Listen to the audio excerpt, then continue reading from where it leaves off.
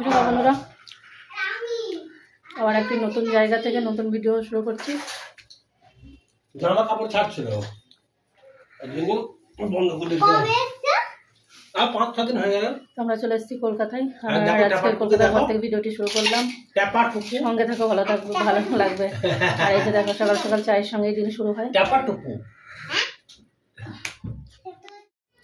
তো দেখো, সকালে চা জল খাওয়ার পরে তোমাদের দাদাভাই কিন্তু বেরিয়ে গেল বাজারে। আর বাজারে গেছে তো ছাতা নিয়ে যায়নি, আমারও হাতে আর ছাতাটা দিতে মনে নেই। আর বাজারে গেছে, ওর বাজার হয়ে গেছে, ফেরার পথে চলে এসছে বৃষ্টি। এখনকার তো আকাশে বুঝতেই পারছো, টানা প্রায় 10-15 দিন হয়ে গেল একভাবে বৃষ্টি হয়ে যাচ্ছে। এই রোদ এই বৃষ্টি, এই রোদ এই বৃষ্টি, এই যে কী সমস্যার একটা দিন। তো যাই হোক, ছাতা নিয়ে যায়নি, ঝিরিঝিরি বৃষ্টি পড়ছিল বলে ও আর দাঁড়ায়নি, ও টুকটুক করে মানে চলে এসেছে আর কি। তো সেইভাবে ভেজে নিই, অল্প অল্প গায়ে জল পড়েছে। আর ও নিয়ে এসছে বাজার থেকে আজকে একটু পার্শে মাছ নিয়ে এসছে, আর মাছের মাথা নিয়ে এসছে। তো মাছের মাথা যেহেতু নিয়ে এসছে, আমি একটু মুগ ডাল সিদ্ধ বসিয়েছি, কারণ মাছের মাথা দিয়ে ডাল করবো। আর এই যে দেখো পার্শে মাছগুলো, আর এখানে আছে মাছের মাথা। তো ওইদিকে ডালটা সিদ্ধ বসিয়ে মাছগুলো সব রেখে আসলাম। আর এখন আমি দেখো এখানে মুড়ি বেড়ে নিচ্ছি সকালে জল খাবারের জন্য, কারণ সকালে জল খাবারে খাবো মুড়ি আর মিষ্টি। তো এই মিষ্টিটা আমাদের দেশ থেকেই নিয়ে এসেছিলাম, তো এই মিষ্টি দিয়েই সকালের জল খাবারটা সেরে নেব। তো ঝটপট করে জল খাবারটা সেরে কিন্তু দুপুরে রান্না বসিয়ে দেবো। কারণ রান্নাটা মানে আজকে একটু দেরি হয়ে গেছে আমাদের। দেরি হয়ে গেছে বলতে কি, সকালে কালকে যেহেতু যখন ফিরেছি আমরা, তো অনেকটা রাত্রিতে এসেছি তো দেশে, বুঝলে। তখন 10:40 আমরা ঘরে ঢুকেছি।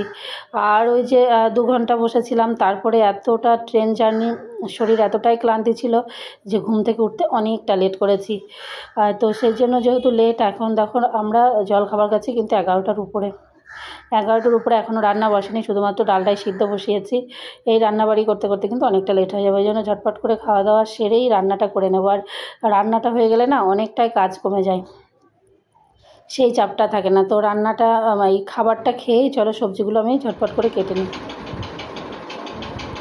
তো দেখো সকাল সকাল বসে গেছি সবজি কাটতে। আর ওদিকে ডালটা সিদ্ধ করে নিয়েছি আমি, ডালটা সিদ্ধ হয়ে গেছে, আর ভাতটা বসিয়ে এসেছি ইন্ডাকশানে। ভাতটা হচ্ছে, ভাতটা প্রায় হয়ে গেল, তোমাদের দাদাভাইকে বললাম দেখে আসতে। আর এই যে দেখো সবজি কেটেছি, কী কী কেটেছি তোমাদেরকে ব্যাক ক্যামেরায় পরে দেখাচ্ছি। আর পুঁই শাক নিয়ে এসেছিলো বাজার থেকে, বাজারে গেলে বললাম একটু পুঁই শাক নিয়ে আসতাম। আমাদের বাড়িতে, দেশের বাড়িতে পুঁই শাক নেই, দেশের বাড়িতে থাকলে হয়তো একটু পুঁই শাক নিয়েই আসতাম, একটুখানি এর জন্য আর কিনতাম না। তো বাড়ি থেকে একটুখানি কুমড়ো নিয়ে এসেছিলাম, ওই যে গাছের কুমড়ো ছিল। তো 2 দিন থাকবো আমরা, আজকে আর কালকে। তো অল্প একটুখানি কুমড়ো নিয়েছিলাম, এক টুকরো রান্না করলাম আর এক টুকরো রাখলাম কালকের জন্য। তো যেহেতু কুমড়োর সঙ্গে পুঁই শাক কিন্তু খুব যাই, কুমড়ো, কচু, পুঁই শাক, তো সেই সব দিয়ে মাছের মাথা দিয়ে একটা সবজি করবো।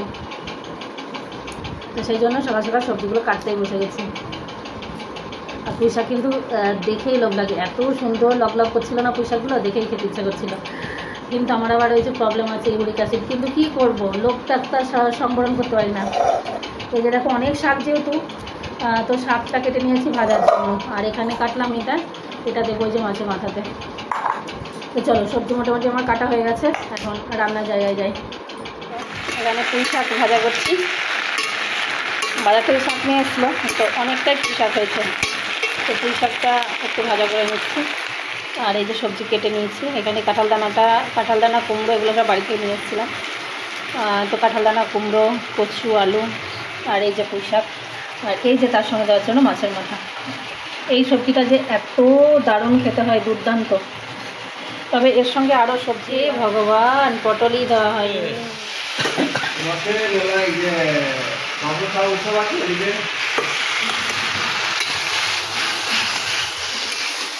বাহ, খুব সুন্দর সেন্ট বার হচ্ছে কিন্তু। পুঁই শাক, আজকে পুঁই শাক হচ্ছে। আর এই যে মাছের মাথা ভাজা হয়ে গেছে, মাছের মাথা দিয়ে পুঁই শাক। আর এই মশলাটা দেবো। পুঁই শাকে মাছের মাথা দিলে কোনো মশলাই লাগে না, খুবই একটু আদা আর কাঁচা লঙ্কা একটু সামান্য সরষে বেটে নিচ্ছি।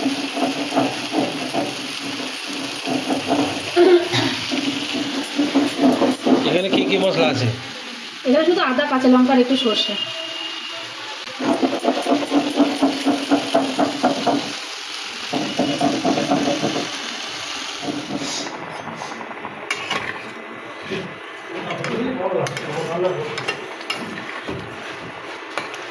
দেখো মুগ ডালটা হয়ে গেছে। আর আমাদের না মুগ ডালই হোক, যে ডালই হোক, পাতলা ছাড়া খেতেই চায় না। তোমাদের দাদাভাই আগেই বলে দিয়েছে ডাল কিন্তু পাতলা করবে।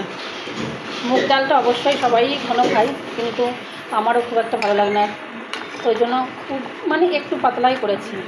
মাছের মাথা দিয়েছে, আর এই যে পাঁচ তরকারিটা হয়ে গেছে, শাক ভাজা হয়ে গেছে, আর শুধুমাত্র বাকি আছে মাছটা, তাহলে রান্না কম। যদিও টুকটুক করে রান্না করেছি, তখন একবার শেয়ার করেছি, তখন একবার করি। এখানে দেখো পুঁই শাক ভাজা, এখানে মাছের মাথা দিয়ে মুগ ডাল, আর এখানে মাছের মাথা দিয়ে পাঁচ তরকারি, আর এইখানে আছে পেঁয়াজ আর হচ্ছে লেবু।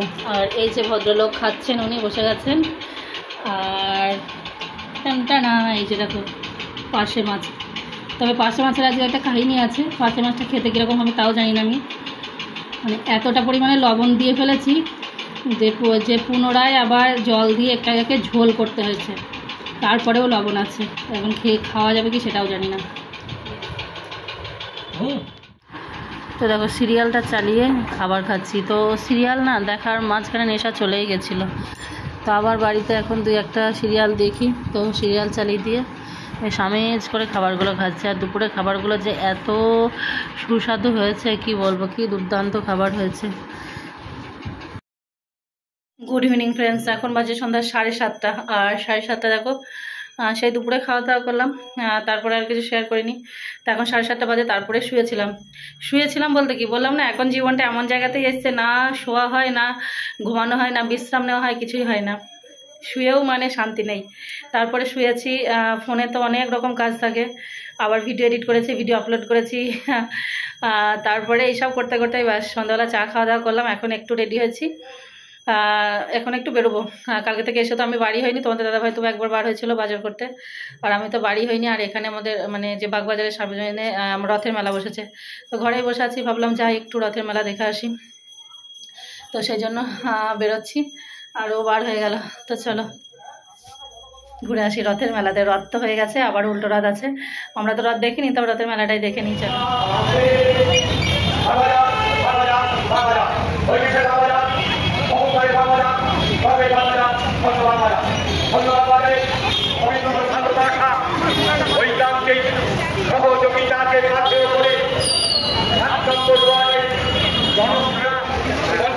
তো গুটি গুটি পায়ে চলে এসেছি আমরা বাগবাজার সার্বজনীনে। এখানে বসেছে রথের মেলা।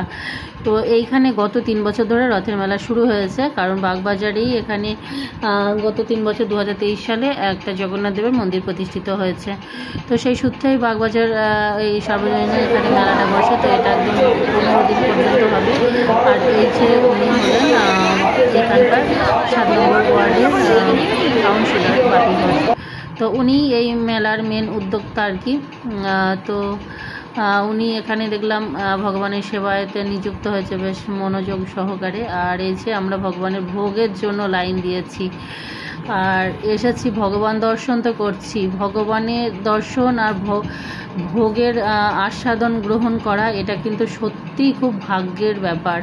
তো যাই হোক, ভাগ্য আমাদের সদয় হয়েছে, দুটো জিনিসই একসঙ্গে পেয়েছি। ভগবান দর্শনও হয়েছে খুব সুন্দরভাবে, আর খুব সুন্দরভাবে ভোগ গ্রহণও হয়েছে। ভগবানের কৃপা না থাকলে কি আর হয় বলো, এর থেকে আর কী পাওনা আছে আমাদের জীবনে। তো এই যে দেখো ভগবান দর্শনে একদম চলে এসেছি। আর এখানে একটা সিঙ্গার লাগিয়ে দিচ্ছেন, আর এই যে চরণামৃত দিচ্ছে, তো সেটাও নিলাম। আর এখানে যে সিঙ্গার দিয়ে দিচ্ছে, তারপরে কর্পূর লাগিয়ে দিচ্ছে 2 সাইডে। তো এখানে না খুব সুন্দর একটা গান হচ্ছিল, মিউজিক ছিল।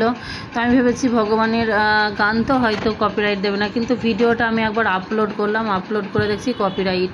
তো আবারও পুনরায় এইটাকে আমি মিউট করে আবার এডিট করে ভয়েস দিয়ে আমাকে ভিডিওটি দিতে হচ্ছে। তো ভেবেছিলাম যে ভগবানের গানও একটু হবে, আর এইরকম ভিডিওটা বেশ খুব সুন্দর হয়েছিল, কিন্তু কি করব। তো এই হলো কলকাতা বাগবাজারে জগন্নাথ দেব রথযাত্রা উপলক্ষে মেলা। আর কথায় আছে ভোগ দর্শনে দুর্ভোগ কাটে। তো এখানে দেখো ভগবানের ভোগ আমরা তো গ্রহণ করেছি, দর্শনও করেছি, তোমরা একটু দর্শন করে নাও, তোমাদের জীবনেও দুর্ভোগ কেটে যাবে। আর আমি ভগবানের প্রসাদ গ্রহণ করলাম। ভগবানের প্রসাদ পাওয়া কিন্তু সত্যিই কপালের ব্যাপার, মানে ভাগ্য না থাকলে পাওয়া যায় না। তো আমরা অনেকক্ষণ লাইন দেওয়ার পরে পেয়েছি। আর এখানে প্রচুর লাইন, সবাই একটু ভগবানের ভোগের জন্য লাইন দিয়ে দাঁড়িয়ে আছে। আর ভগবানের ভোগের স্বাদের তো কোনো তুলনা হয় না, যে স্বাদ আলাদা করে বলবো। তো পেয়েছি এটুকুই, যে মানে এতটাই ভাগ্য ভালো যে পেয়েছি। আর ওখানে এসে দেখো কপালে টিকা দিয়ে দিল, টিকা, আর তারপরে যে সাদা সাদা দিচ্ছিলো ওগুলো কর্পূর। তো সব কিছু ভোগ গ্রহণ করে টিকা নিয়ে এখন আমরা বাড়ির পথে রওনা দিলাম। আর ভিডিওটা কন্টিনিউ করলাম না, এখানেই শেষ করলাম। সকলে ভালো থেকো, সুস্থ।